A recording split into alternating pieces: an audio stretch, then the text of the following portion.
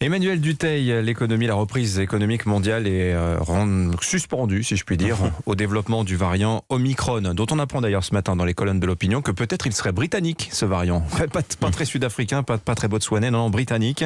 En tout cas, une alerte a été lancée sur le front de l'économie par l'OCDE qui estime que la priorité, c'est que les vaccins soient produits et distribués le plus rapidement possible à travers le monde. Oui, et l'OCDE a raison. La clé, c'est une vaccination mondiale rapide et efficace. L'OCDE estime que vacciner la planète ne coûterait entre guillemets que 50 milliards de dollars.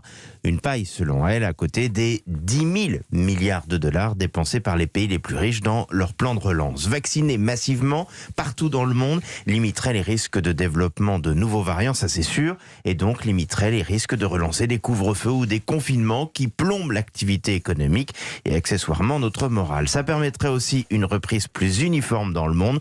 Pour le moment, ce sont clairement les pays les plus vaccinés qui enregistrent une reprise historique de leur activité. Mais Emmanuel, qu'est-ce qui manque pour accélérer la vaccination dans les pays les moins développés ? Une organisation pour relever ce pari de la vaccination. Regardez chez nous, rien qu'en fermant les vaccinodromes, nous n'arrivons plus à répondre à la demande sur la dose de rappel.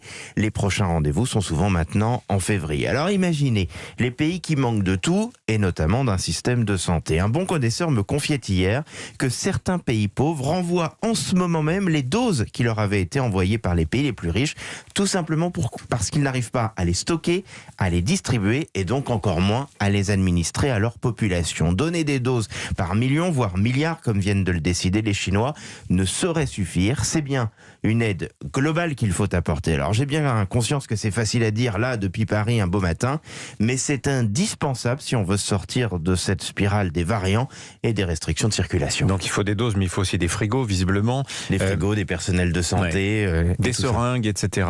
La coprésidente de COVAX nous l'a raconté il y a 2 jours dans le Zoom Info. Mais il y a selon vous une autre piste, Emmanuel ?